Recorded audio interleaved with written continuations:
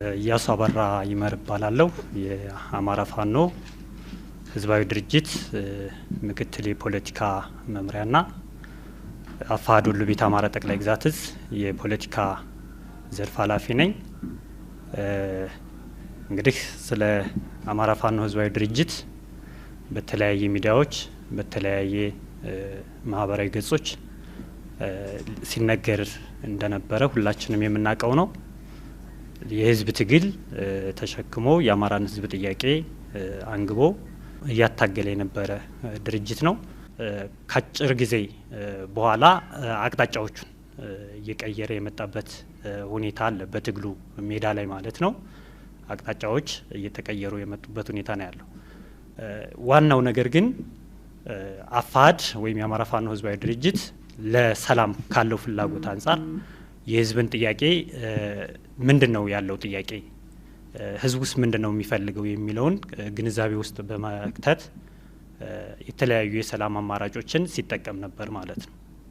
ከነዚህም መካከል አንዱ በዓለም አቀፍ ተቋማት ጥሩ ግንኙነትን በመፍጠር ድርጅታዊ እንቅስቃሴዎችን በማድረግ ሁሉም የስራ አስፈጻሚዎች፣ የኮር አመራሮች በመግባባት ህዝባችን ከዚህ በላይ ጦርነት መሸከም እንደሌለበትና ሌሎች ኢትዮጵያን ለአደጋ የሚጋብዝ እንደ ሀገር ሉዓላዊነቷን የሚያፈርስ ብሔራዊ ጥቅሟን የሚክድ እና የሚጎዳ እና ሌላ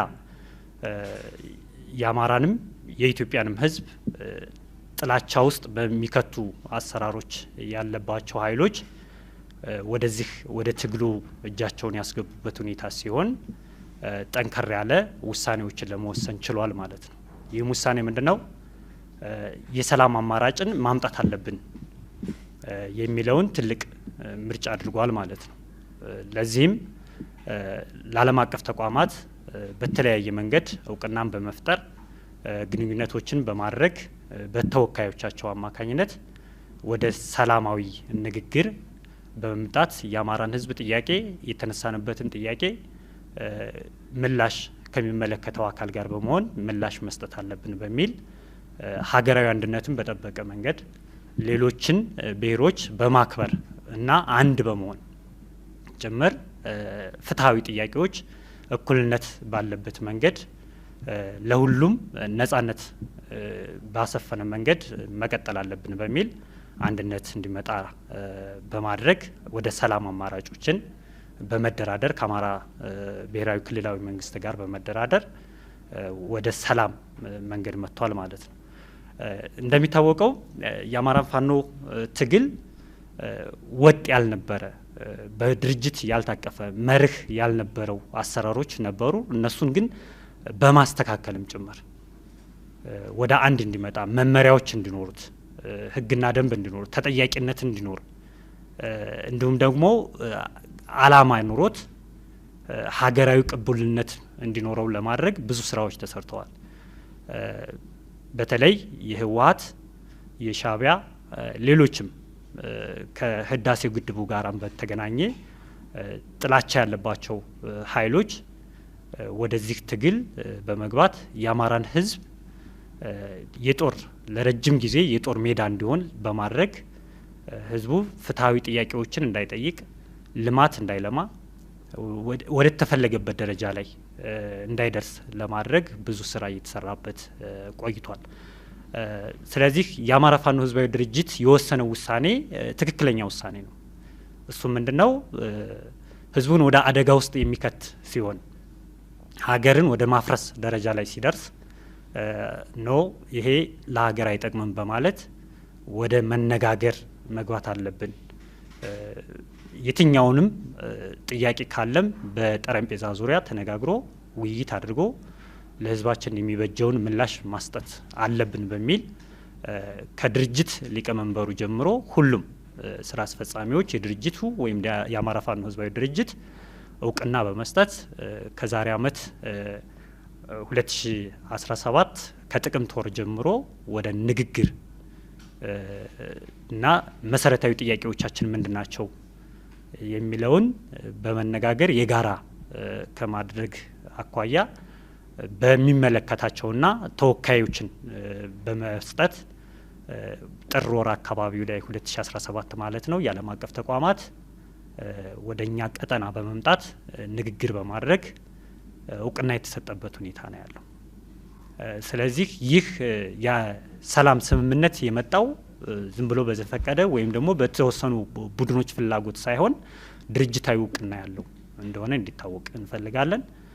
በተጨማሪ ከዚህ የሰላም አማራጭ ውጭ ያለው ምናልባት ከፍላጎታቸው አንጻር ከጥቅማቸው አንጻር ይሄ የሚዲያም ሆነ የተለያየ የፌስቡክ ያገነናቸው ዝናዎችን ከማንገስ ውጭ ሌላ አላማ ያላቸው መሆኑን እንዲታወቅ እንፈልጋለን። ሌላ አላማ የላቸውም። ለአንድነት ወይም ለሰላም የአማራን ሕዝብ ጥያቄ ለመመለስ የተዘጋጁ እንዳላደሉ መታወቅ መቻል አለበት።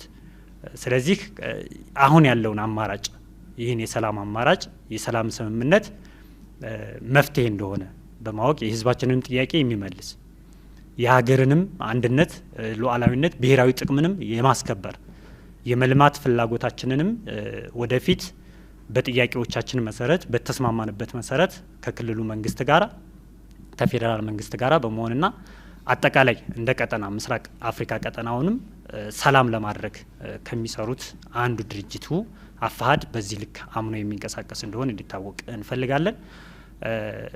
ከዚህ ውጭ ያለው ግን የሽፍትነት እንቅስቃሴ ነው የሚሆነው ማለት ነው።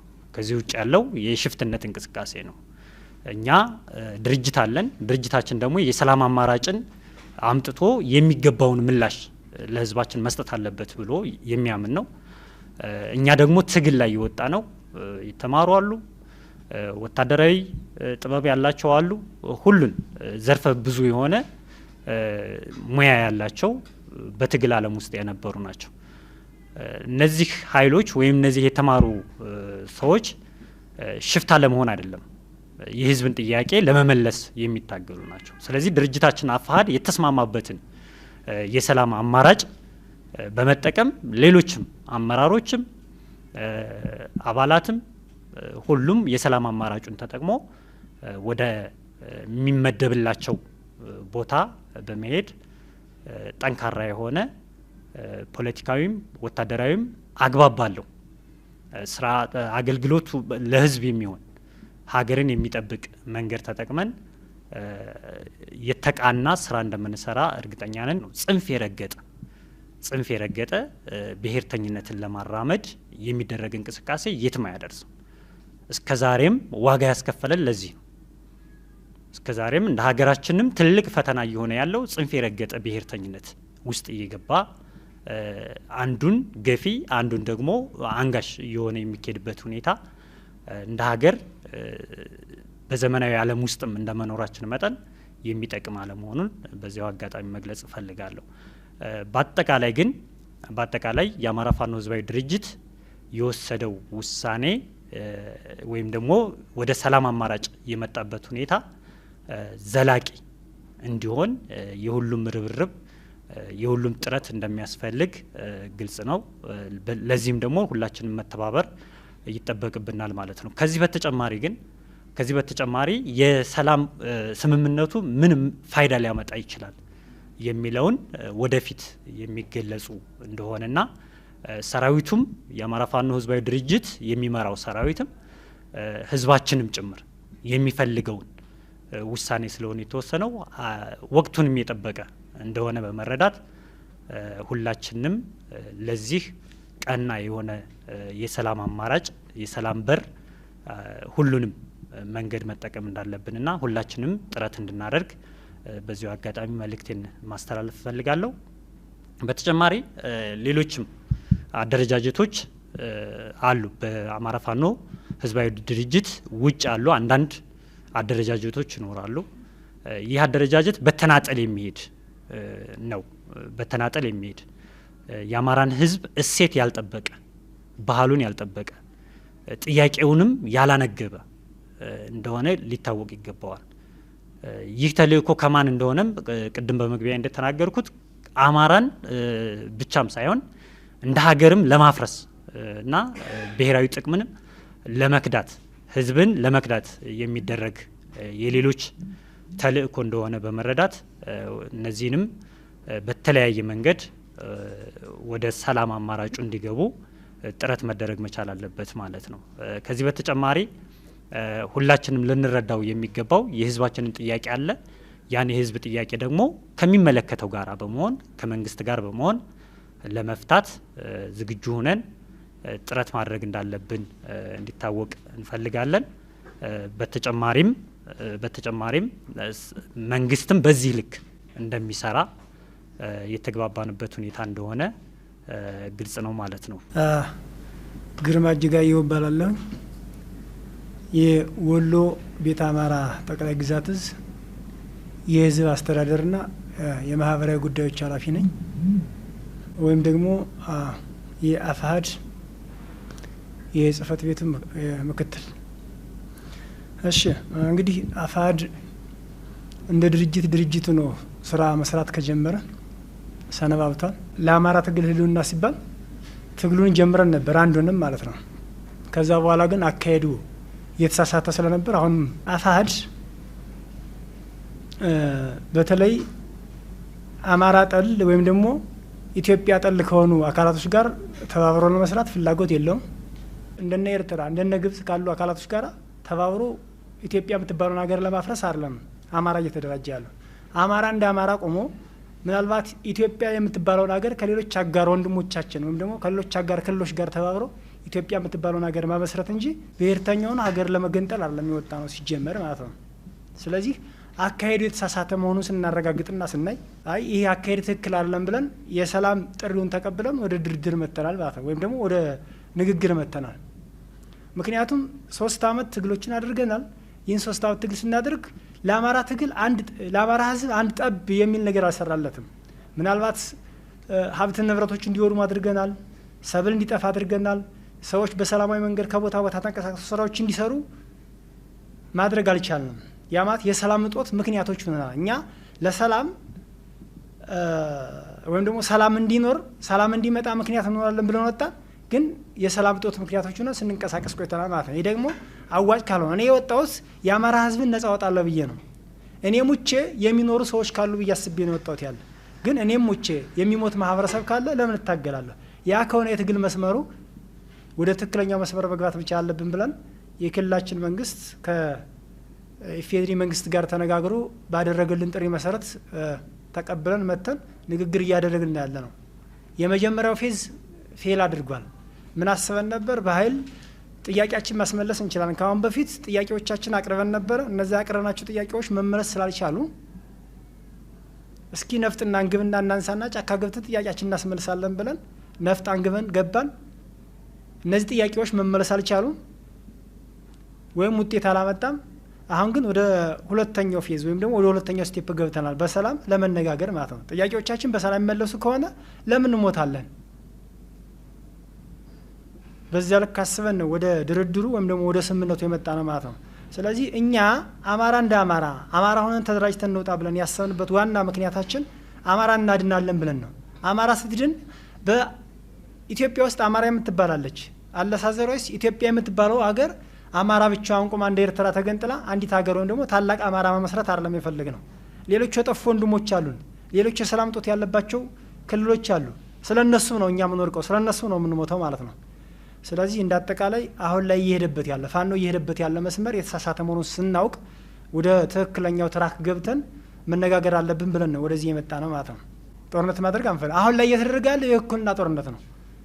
የውክልና ጦርነት ህወሓት ፋሲሊቴት ታደርጋለች፣ ነገሮችን ታሳካለች፣ ታሟላለች። ከዛ በኋላ እኛ እንዋጋለን። የሚጋደለው እርስ በርሱ አማራ ነው የሚሞተው፣ የሚጋደለው ኢትዮጵያ እንሞተው። ግን ነገ ከነገ ወዲያ ከኢትዮጵያ መገንጠል ወይም ደግሞ ኢትዮጵያን ጥለው ራሳቸውን ችለው ሀገር መመስረት የሚፈልጉ አካላቶች እኛን እርስ በርስ እያባሉ መሆኑን ስንረዳና ስናረጋግጥ ወደ ትክክለኛው መስመር መተናል ማለት ነው።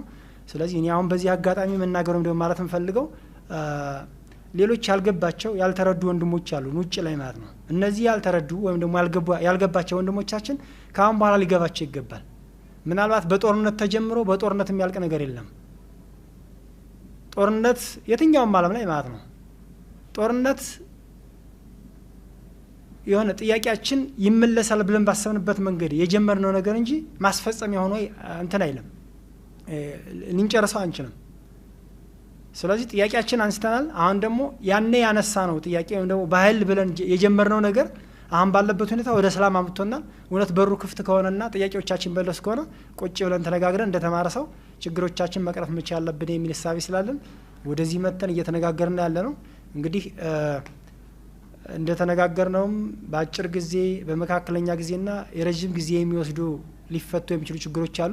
እነሱም በትዕግስት ተጠባብቀን ችግሮቻችን ቀርፈነ የአማራ ችግሮች ያሉ ኢትዮጵያ ውስጥ ያሉ አጠቃላይ የህዝባችን ችግር እንቀርፋለን ብለን እናስባለን ማለት ነው። ያለኝ ነው። አመሰግናለሁ። ከፋል አለሙ እባላለሁ። የአማራ ፋኖ ህዝባዊ ድርጅት ጎጃም ጠቅላይ ግዛት እዝ ፋይናንስ ኃላፊ ነኝ። ያው እንግዲህ እኛ የወጣ ነው በተለይ አፋድ የአማራ ህዝብ ጥያቄን አስመልሳለሁ ብሎ የህዝብን ጥያቄ ይዞ እንግዲህ ለበርካታ ለ3 ለ4 አመታቶች ስናደርግ የቆየነውን ትግል ያው አማራ ህዝብ የሚያውቃል፣ ሁሉም ነገር ያውቃል ማለት ነው። ግን አሁን ላይ በርካታ ጥያቄዎች ከሰራዊቱ የሚነሱ ጥያቄዎች አሉ፣ ከህዝብ የሚነሱ ጥያቄዎች አሉ።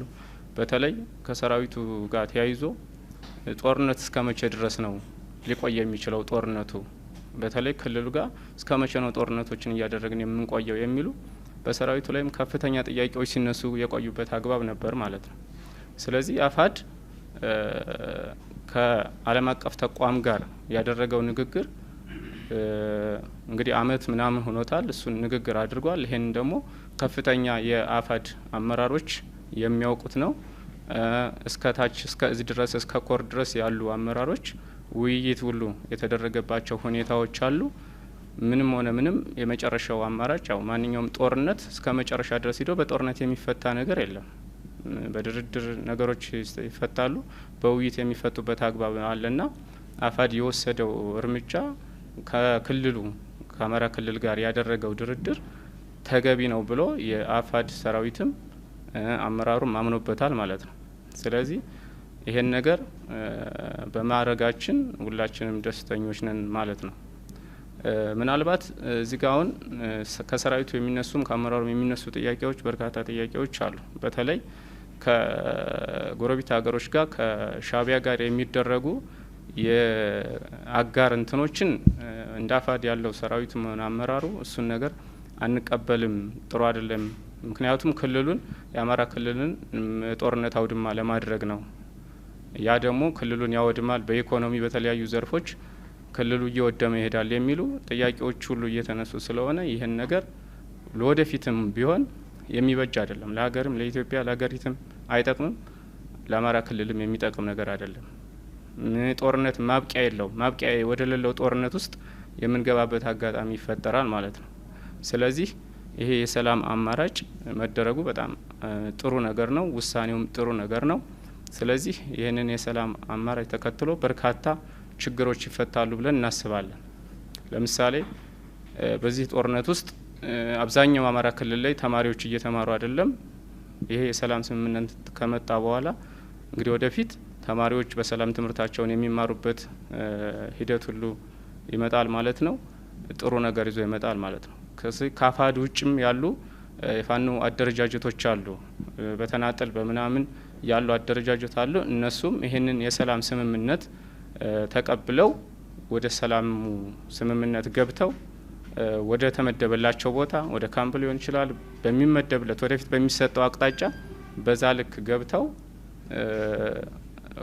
ወደ ተሰጣቸው ቦታ ላይ ገብተው ስራቸውን እንዲሰሩ ያው ይሄ መልእክታችን ነው። ይህንንም ማድረግ ትክክለኛው ለአማራ ሕዝብ ትክክለኛው መፍትሄ እንደሆነ ሁሉም ማወቅ አለበት የሚለውንም ማሳሰቢያ መናገር እፈልጋለሁ። በሁለት ወራት ውስጥ 3 ሀገራት የኤርትራው ፕሬዝዳንት ኢሳያስ አፈወርቂ ያልተለመደ የውጭ ጉብኝት ያደረጉት ለምን ይሆን? የኢትዮጵያ የባህር በር ጥያቄና እየተበላሸ የመጣው ግንኙነት ዳራ ላይ ቀጠናው እያየ ያለው የፖለቲካ ለውጥ ምንድን ነው?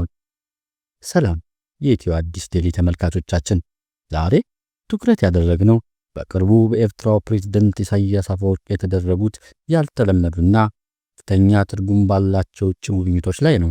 በሁለት ወራት ውስጥ ጊዜ ብቻ ፕሬዝዳንት አፈወርቂ ለሶስተኛ ጊዜ ውጪ ጉብኝት በማድረግ ወደ ሳውዲ አረቢያ አቅንተዋል። ይህ ተከታታይ ዲፕሎማሲያዊ እንቅስቃሴ የሚያደርገው አሁን ላይ ለውጥ በተደረገበትና የኤርትራ የኢትዮጵያ ግንኙነት የኢትዮጵያ የባህር በር ጥያቄና ቀጠናው እያስተናገደ ባለው ሰፊ የፖለቲካ ለውጦች ዳራ ላይ ነው።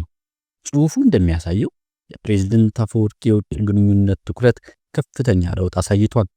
ጠቅላይ ሚኒስትር አብይ አህመድ ስልጣን ከያዙ በኋላ ኢትዮጵያ የኤርትራ መሪዎች ዋነኛ መዳረሻ ሆና ነበረ።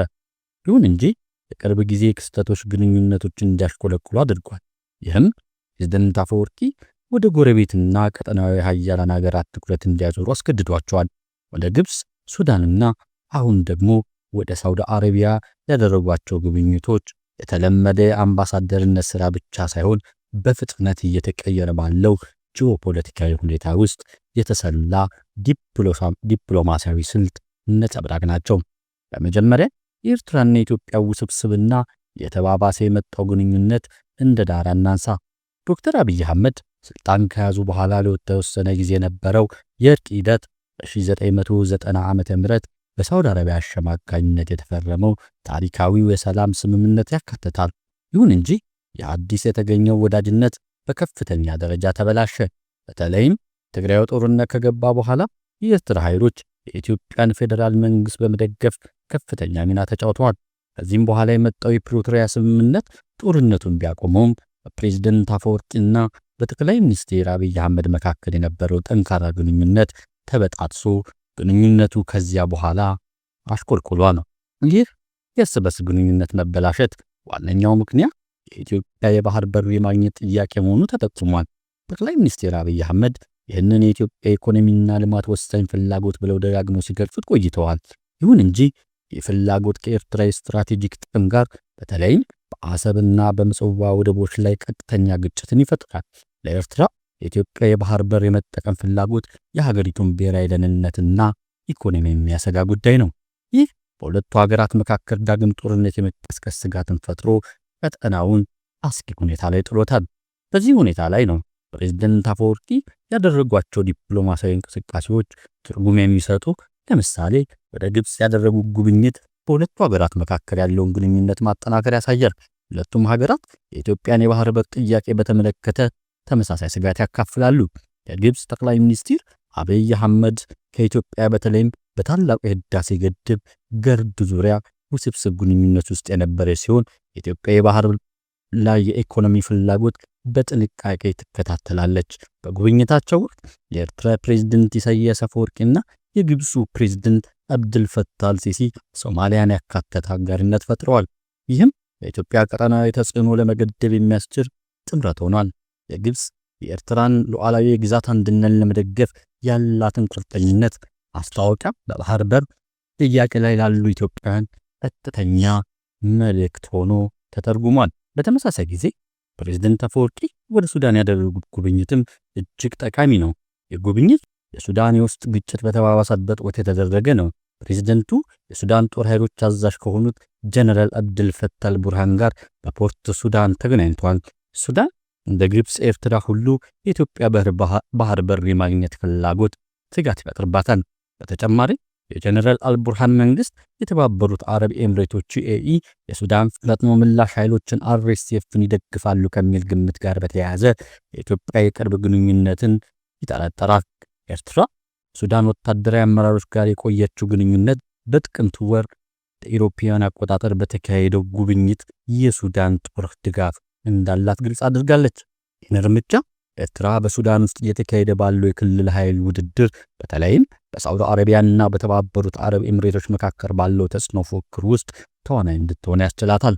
በጣም የቅርብ ጊዜ የሆነው ወደ ሳውዲ አረቢያ ጉብኝት በርካታ የትርጉም ሽፋኖች ያካትታል። ቀደም ሲል የኢትዮጵያና የኤርትራ የሰላም ስምምነት ያደራደረችው ሳውዲ አረቢያ አሁን በፕሬዝዳንት አፈወርቂ ተቀባይነትን አግኝታለች። ተንታኞች እንደሚገምቱት ሳውዲ አረቢያ ቀጠናዊ ተጽዕኖዋን ተጠቅማ ውጥረቱን ለማርገብና ቀደም ሲል የነበረውን ስምምነት ለማደስ ልትሞክር ትችላለች። በተጨማሪ የቅርብ ጊዜ ዘገባዎች እንደሚያመለክቱት ኤርትራ አሰብ ወደብ ላይ የሳውዲ አረቢያ ኢንቨስት እንድታደርግ ጥያቄ አቅርባለች። ይህም ሳውዲ አረቢያ የኢኮኖሚ ለውጥ እቅዶች ቪዥን 2030 እና በቀይ ባህር ክልል የኢኮኖሚ ተጽዕኖን ለማስፋት ካላት ሰፊ ስትራቴጂ ጋር የተጣጣመ ነው። እንዲህ ያለ ኢንቨስትመንት የኤርትራ ወደቦች የማግኘት መብት ሊያጠናክር ይችላል፣ እንዲሁም የኢኮኖሚ ጥቅም ሊያስገኝ ይችላል። ሆኖም ግን የጉዳይ ሳውዲ አረቢያን በቀጥታ በኢትዮጵያ የባህር በር ጥያቄ ውስጥ ያስገባታል። ወደ ግብፅ፣ ሱዳንና የሳውዲ አረቢያ ጉብኝት ያደረጉት ፕሬዝዳንት አፈወርቂ ከሳውዲ አረቢያና የተባበሩት አረብ ኤምሬቶች ካሉ ክልላዊ ሀያላን ጋር ተያይዘው የሚስተዋሉ የጂኦፖለቲካ ሁኔታዎችን የኤርትራ ስትራቴጂክ ማጠናከሪያ እንቅስቃሴን ያመለክታሉ። እነዚህ ሀገራት ግብፅ፣ ሱዳንና ሳውዲ አረቢያ ሁሉም የኢትዮጵያ የባህር በር የማግኘት ፍላጎት ላይ ተቃውሞ ወይንም ጥንቃቄ የተሞላበት አቋም አላቸው። እንዲሁም በቀይ ባህር ትብብር መድረክ ላይ ሬድ ሲ ኮርፖሬሽን ፎረም አባል ናቸው። ይህ መድረክ የክልሉን ደህንነት፣ ኢኮኖሚያዊ ትስስር ለማጠናከር ያለመ ነው። ፕሬዝዳንት አፈወርቂ ያደረጓቸው የዲፕሎማሲያዊ ግንኙነቶች የኢትዮጵያ የባህር በር ፍላጎት በሚመለከት ተመሳሳይ ስጋት ያላቸውን ሀገራት ህብረት ለመፍጠርና የኤርትራ ቀጠናዊ አቋምን ለማጠናከር የሚደረግ ጥረትም አንዱ አካል ተደርጎ ይወሰዳል። ለኤርትራ የውጭ ግንኙነት መስፋፋት የሀገሪቱን ቀጠናዊ ተጽዕኖ ለማሳደግና በተለይም የብሔራዊ ደህንነቷን፣ የኢኮኖሚዋ ቁልፍ የሆኑት ወደቦቿን ለማስጠበቅ ያስችላታል። ለኢትዮጵያ ደግሞ ጎረቤቶቿ በባህር በር ጥያቄዋ ላይ አንድ ላይ መቆማቸው ለዲፕሎማሲያዊ መገደል ሊዳርግና የክልሉን ውጥረት ሊያባብስ ይችላል። ቀጠናዊ ለውጦች ከፍ ወዳለ አለመረጋጋትና ግጭት የመጋለጥ ዕድላቸውም ሰፊ ነው። በማጠቃለያ ፕሬዝዳንት ኢሳያስ አፈወርቂ ያደረጓቸው የፈጣን ዲፕሎማሲያዊ ጉብኝቶች በዋናነት በኢትዮጵያ የባህር በር ጥያቄና በክልላዊ ኃይል ውድድር ምክንያት ቀጠናው እየተደረገ ያለው የጂኦፖለቲካዊ ለውጥ የተሰጠ ምላሽ ተደርጎ ይወሰዳል። እነዚህ ጉብኝቶች ከሁለትዮሽ ግንኙነት በላይ ስትራቴጂክ ቅንጅት፣ የደህንነት ማጠናከሪያና ኤርትራን በአዲስ መልክ እየተቀየረ ባለው ቀጠናዊ ስርዓት ውስጥ ማስቀመጥን ያካትታሉ። ከግብፅ፣ ሱዳንና ሳውዲ አረቢያ ጋር የተደረጉ ውይይቶች ህብረትን ለመፍጠርና ሊታዩ የሚችሉ ስጋቶችን ለመመከት የሚደረግ ጥረት እንደሆኑ ያሳያሉ። ሁኔታዎችም ተለዋዋጭ እንደመሆናቸው መጠንና እነዚህ የዲፕሎማሲያዊ እንቅስቃሴ ውጤቶች በቀጠናው ወደፊት ዕጣ ፈንታ ላይ ከፍተኛ ተጽዕኖ እንደሚያሳድሩ ይጠበቃል። ሰሞኑን እየተሰማ ያለው አዲስና አስደንጋጭ መረጃ ደግሞ የቀጠናው ውጥረት እየተባባሰ መሄዱንና ወደ ቀጥተኛው ወታደራዊ ግጭት እየተቃረበ መሆኑን ያሳያል። የሱዳን መንግስት ምንጮችና አልጀዚራ እንደዘገቡት ሱዳን ከኢትዮጵያ ጋር በምስራቅ ድንበሩ አዲስ ወታደራዊ ግንባር ለመክፈት በዝግጅት ላይ ትገኛለች። ይህ ውሳኔ የተወሰደው ኢትዮጵያ የፈጣን ምላሽ ኃይሎችን አርኤስኤፍና ደጋፊዎቻቸውን ከኢትዮጵያ ግዛት እንዲሰለጥኑና የብሉ ናይል ክልልን እንዲያጠቁ በመፍቀዷ ነው የሚል ከባድ ክስ ቀርቦባታል። የሱዳን ምንጮች እንደሚሉት የኢትዮጵያ ባለስልጣናት ከክልላዊ ኃይሎች ጋር በመተባበር ለአርኤስኤፍ ወታደራዊ ተሽከርካሪዎችን፣ መድፍና የጠለፋ መሳሪያ ስርዓቶችን በቤንሻንጉል ጉሙዝ ክልል ዋና ከተማ በአሶሳ በኩል እንዲቀርቡ አድርገዋል። ይህ ክስ እጅግ የሚያሳስብ ነው። በተለይ አሶሳ የህዳሴ ግድቡ የሚገኝበት አካባቢ እንደመሆኑ መጠን የሱዳንና የኢትዮጵያ ድንበር ውጥረት ከህዳሴው ግድብ ጉዳይ ጋር ተዳምሮ የክልሉን የጂኦፖለቲካ ሁኔታ የበለጠ ያቃውሳል። ፕሬዝዳንት አፈወርቂ የቅርብ ጊዜ ጉብኝታቸውን ወደ ሳውዲ አረቢያ አድርገዋል። ሳውዲ አረቢያ ቀደም ሲል የኢትዮጵያና የኤርትራ የሰላም ስምምነት በማደራደር የተሳተፈች ሀገር ናት። አሁን ላይም ጥረቱን ለማርገብና አዲስ የሰላም አማራጮችን ለመፈለግ ተጽዕኖ ልታደርግ ትችላለች። በተጨማሪም ኤርትራ በአሰብ ወደብ ላይ የሳዑዲ ኢንቨስትመንት እንድታደርግ የጠየቀች ሲሆን ይህ ደግሞ ሳውዲ አረቢያ በቪዥን 2030 ዕቅዷ መሰረት በቀይ ባህር ክልል ላይ የኢኮኖሚ ተጽዕኖን ለማስፋት የምታደርገው አንዱ ጥረትና አካል መሆኑን ያሳያል። አጠቃላይ በቀይ ባህር ያለው ጂኦፖለቲካዊ ውድድር እጅግ አደገኛ የሆነ ነው። ዓለም አቀፍ የንግድ መሰረቶች በሚያርፉበት ይህ አካባቢ ዓለም ሀያላንና ክልላዊ ተዋናዮች የስትራቴጂክ ትኩረት ማዕከል ሆኗል። ሳውዲ አረቢያና የተባበሩት አረብ ኤምሬቶች ዩኤኢ በሱዳንና በየመን ጉዳይ ያላቸው ተጽዕኖ ፉክክር እንዲሁም የግብጽ ቀጠናዊ ስትራቴጂና የኢትዮጵያ የባህር በር ጥያቄና የህዳሴ ግድብ ጉዳዮች ሁሉ በአንድ ላይ ተደምረው ቀጠናው እጅግ ውጥረት ያለበት ሁኔታ ላይ ጥለውታል። ተንታኞች እንደሚሉት የኢትዮጵያ በሱዳን ጦርነት ውስጥ ያላት ተሳትፎ እንደተባለው ሱዳን ልትከፍት የምትችለውን አዲስ የድንበር ወታደራዊ ግንባርና ከግብጽ ጋር ተዳምሮ ቀጠናዊ ወታደራዊ እንቅስቃሴዎች ሁሉም በአንድ ላይ ስናይ ለኢትዮጵያ ከፍተኛ ስጋትን ይፈጥራሉ። ይህ ሁኔታ የኢትዮጵያን የዲፕሎማሲያዊ ወታደራዊ ተጽዕኖ ሊገድበው ይችላል። የባህር በር ጥያቄው በውጥረት ውስጥ ያለ ከሰሜን ማለትም ከሱዳን እና ከምስራቅ የባህር በር ጫና መፍጠሩ የሀገሪቱን የልማትና የደህንነት ስትራቴጂክ ሊፈታተነው ይችላል። የህዳሴ ጉዳይም እንደተጠበቀ ሆኖ ሁሉ ውጥረት ቀጠናውን ወደ አንድ ሰፊ ግጭት ሊመራው ይችላል። በአጠቃላይ የፕሬዝዳንት ኢሳያስ አፈወርቂ ተከታታይ የውጭ ጉብኝቶች የኢትዮጵያን የባህር በር ጥያቄና በተለይም የሱዳን ድንበር ወታደራዊ ዝግጅቶች ጉዳዮች ሁሉ የሚያመለክቱት ቀጠና እጅግ አደገኛና ተለዋዋጭ በሆነ ምዕራፍ ላይ እንዳለ ነው። የዲፕሎማሲያዊ ውጥረት ወደ ቀጥተኛ ወታደራዊ ግጭት የመቀየሩ ዕድል እየጨመረ ሲሆን የክልሉ ተዋናዮች ሁሉ በከፍተኛ ጥንቃቄና ስትራቴጂያዊ እቅድ ውስጥ ይገኛሉ። ይህ ሁኔታ ለቀጠናው ሰላምና መረጋጋት ከፍተኛ ስጋትን ይፈጥራል።